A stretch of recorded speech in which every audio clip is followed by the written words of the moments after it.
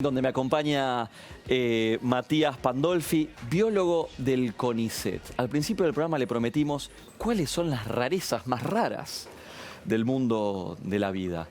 Y para eso lo tenemos a Matías Pandolfi. Matías, un gusto tenerte en esta edición. Un gusto y decir gracias por la invitación. No, gracias por venir. Quiero entender primero, ¿cómo se dan estas rarezas que ahora vamos a recorrer? Que, por ejemplo, la primera, bueno, antes de pasar, ¿cómo se dan? ¿Qué pasa? ¿Por qué se les ocurren tacos de los animales? Sí, nosotros generalmente llamamos rarezas sobre todo en lo que vamos a hablar ahora, que es más bien comportamiento y reproducción, a todo lo que es o muy distinto a lo que hacemos los humanos o a lo que nos parece que es muy parecido. Claro, por supuesto. Y pasa eso porque, bueno, tanto los humanos como los animales estuvimos sometidos al proceso evolutivo y, bueno, tenemos un montón de puntos de contacto y después cada especie tiene su particularidad. Claro. Bueno, ahí vamos a ver. Algunas son como muy razonables y como estrategias como muy eficientes para ciertas cosas. Ahora, hablemos de la polilla más linda del mundo. La oruga más linda del mundo. La polilla no sé si está linda. Claro, bueno, la oruga más linda del mundo, pero después se convierte en una polilla. Sí, se hacen ranking que se vota y entre los que se llaman entomólogos, que son los que estudian insectos. Y bueno, encontraron a esta, que vemos acá en la foto, que es la oruga que se va a transformar en la polilla más grande que tiene Estados Unidos. O sea, la oruga mide unos 10 centímetros y la polilla más o menos 16 de envergadura con las dos alas. Y, esa te come todo el suéter, no te hace un agujero. No come. Uno generalmente cree en las polillas que conoce, que son las que las larvas también, las orugas, se comen la ropa. La polilla en este caso no tiene sistema alimentario directamente, solo se reproduce, vive 15 días el adulto, y la que sí come y crece mucho es la oruga esta. Ah, bien. La polilla no come nada. No, y como muchas mariposas, en la vida adulta no comen y se dedican solo a la reproducción. Bien, bien.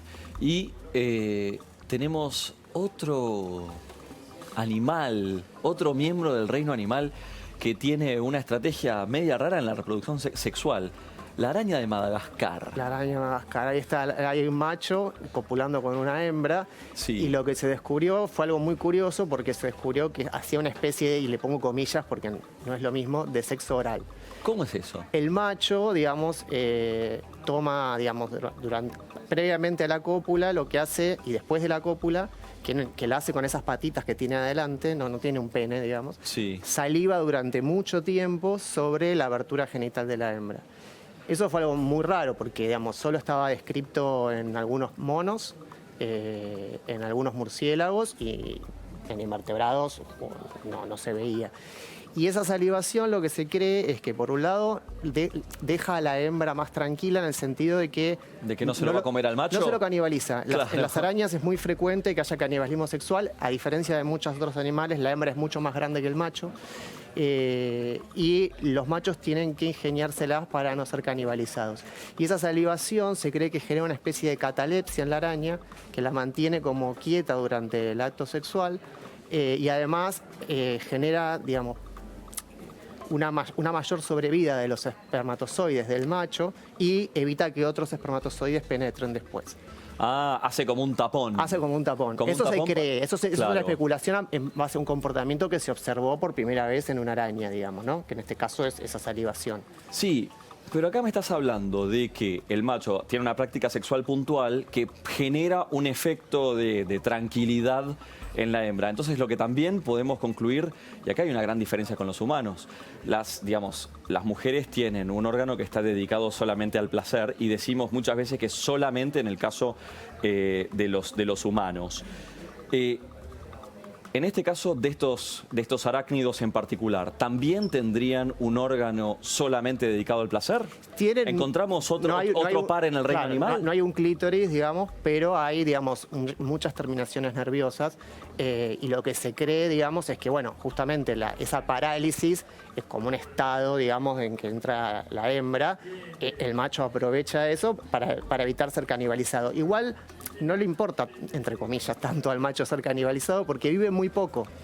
Entonces generalmente se reproducen 1 o 2 veces y ahí se terminó su ciclo de vida. Las hembras viven mucho más. Por eso no es tan terrible y es frecuente, que no en todas, pero en muchas especies hagan eso. Otras arañas, por ejemplo, les dan regalos a las hembras. Les envuelven, por ejemplo, una mosca dentro de un paquete de seda. Entonces la araña, mientras tiene el regalo, lo va desenvolviendo, va comiendo y no piensa en comerse al macho. Entonces cada especie, digamos, se llama regalo nupcial, muchos insectos también lo hacen. Y van cambiando la estrategia, digamos, en aquellos casos en donde las hembras suelen canibalizar a los machos. Perdón, los insectos son mucho más inteligentes de lo que yo pensaba, entonces. Realmente inventan estrategias muy creativas. Y sí, además separados, porque digamos, si bien están cerca las arañas, no es que es por un origen común, sino que apareció varias veces. Y algunas arañas también lo que hacen es atar a la hembra.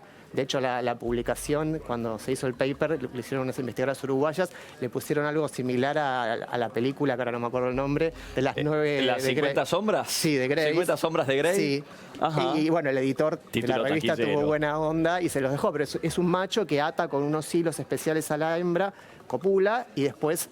Cuando se retira, los hilos se desarman. No, los hilos se desarman solos. Está bien. Y también queda como en un estado cataléptico y eso evita, no siempre, pero en algunos casos, el canibalismo. Claro, ahí es mejor que sepas atar bien porque si no tenés un problema. Pasemos al próximo animal.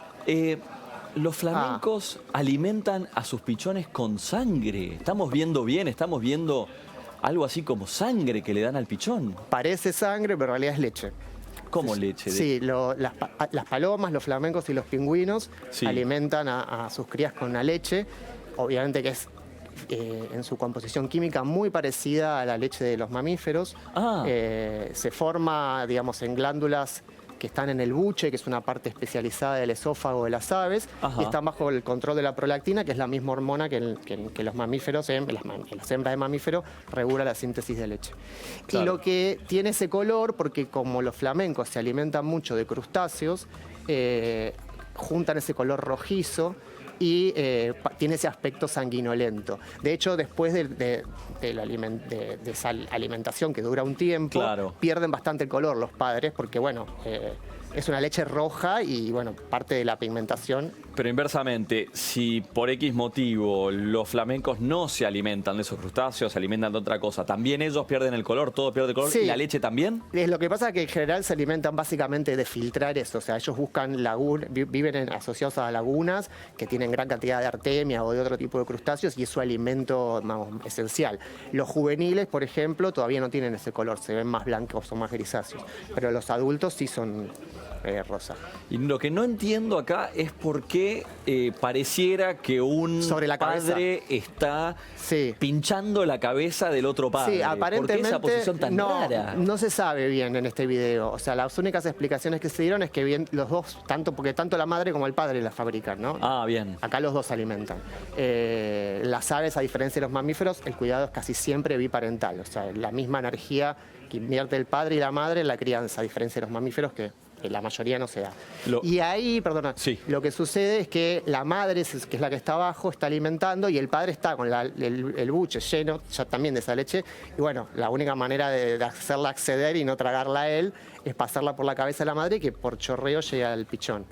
Bien.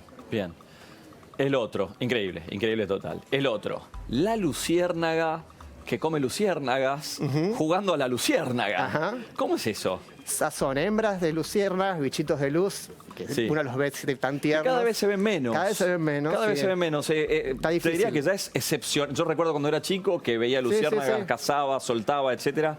Ya es excepcional ver luciérnagas. Sí, hay bastantes ideas de que se ha reducido bastante las poblaciones, sobre todo en las zonas cercanas a las ciudades. Son bastante sensibles a la contaminación y otro montón de cosas. Pero estas son dos especies distintas, ¿no? No es que y lo que hace la hembra es imitar el prendido y apagado que hacen las hembras de otra especie cuando quieren copular, y los machos llegan porque dicen, bueno, acá está la hembra que me está llamando. Y el macho llega y se encuentra con esta que es mucho más grande de otra especie y se lo come. O sea, las hembras de una especie de luciérnaga comen machos de otra especie de luciérnaga a la que imitan a sus hembras. Usando propaganda lisa y llana, estrategia de marketing alimentario. Mentiras. Tal cual. Señales deshonestas se llaman. Señales totalmente deshonestas. Contame una cosa, ¿es una estrategia que vos pensás que es adquirida? ¿Cómo sabe? No lo sabe, es innato. O sea, aquellas especies... Porque de hecho, por ejemplo, hay una de estas especies que puede imitar hasta 2 especies distintas. O sea, el prendido apagado va variando. Entonces, según qué tiene ganas de comer. Según lo que haya disponible, Hoy ¿no? comemos pancho y comemos Claro, hamburguesa. no, porque además huele, tiene la capacidad de oler a las especies que tiene cerca. Entonces, según que haya cerca, empieza a aprender y a apagar. Y es innato, se dio por azar y eso fue seleccionado positivamente por la selección natural y aquellas que lo hacían dejaban más descendencia y eso se va transmitiendo, no lo aprenden, nacen con esa... Pero es una máquina de matar esa. Sí, es una máquina de matar machos de otras especies de luciérnaga. Claro, y se alimenta muchísimo más, por supuesto, si sigue esa estrategia. Claro, sí. Claro. Sí.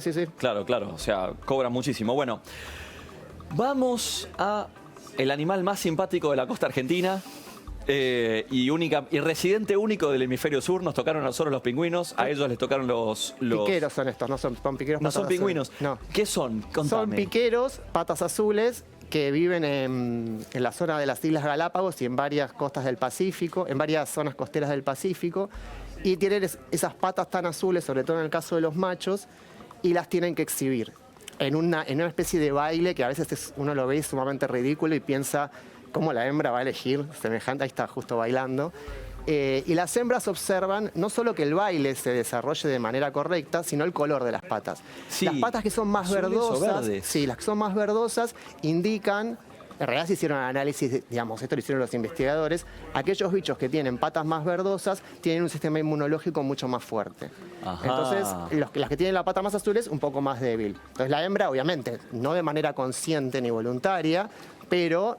elige a aquellos que tienen las patas verdosas. No solo porque bailan mejor, sino porque son más sanos como para ser los padres de sus hijos. Pregunta difícil, Matías. ¿Un buen bailarín con las patas del color incorrecto, gana o no gana? Difícil, y habría que ver ahí, eso se llama selección sexual, se hacen estudios a campo y lo que pasa es que bueno, es medio difícil porque es una especie protegida, uno no puede hacer ninguna manipulación muy grande, pero digamos, se podría comprobar si es más el color que el baile, digamos. Claro. Pero en general a veces son las dos cosas. ¿Y las hembras tienen las patitas también verdes o azules? Sí, pero no tan vistosas y no hacen ningún baile, simplemente miran cómo bailan los demás. Podría suceder que el macho ve las patas de las hembras, las ve más verdosas, dice, esta tiene buen sistema inmunológico, entonces me voy a poner más las pilas con el baile. Una conducta así de espejo, estoy diciendo una conducta como de espejo. Sí, pero acá en general, en este caso, el macho básicamente se queda con quien le da... bola, básicamente. No hay en este caso tanta elección del macho. Matías, contame sobre vos, contame cómo es que seguís estas investigaciones, cómo llegás a este campo, qué conclusiones te sacó para vos, pero contame cómo llegaste acá. No, yo llegué, digamos, porque mi línea de investigación está centrada en todo lo que es agresividad, dominancia y subordinación en peces de agua dulce de Argentina. Sí. Y todos estos temas, y toda la parte experimental la realicé en peces. Y bueno, a partir de ahí, digamos, como también soy profesor universitario y doy cursos sobre esto que se llama biología social y reproductiva, y ahora estoy escribiendo un libro para Planeta sobre todos estos temas, porque no hay casi bibliografía en español, claro. Todos son trabajos en inglés o libros en inglés. Bueno, me empecé a meter, empecé a bucear y empecé a probar, qué sé yo, a ver si lo cuento en Twitter, porque realmente me pasaba que lo contaba entre mis amigos que de otro palo, nada que ver, y se fascinaban, ¿viste? Es que es fascinante. Claro, entonces uno a veces cree que esas cosas solo le interesan a uno. Y si podés más o menos hacerlo en un lenguaje simple, ameno, sin entrar tampoco en la chabacanería y en el chiste fácil, porque siempre que uno que habla de reproducción puede caer en transformarse en una especie de bobo. Irse a la banquina. Irse a la banquina, que no tiene sentido.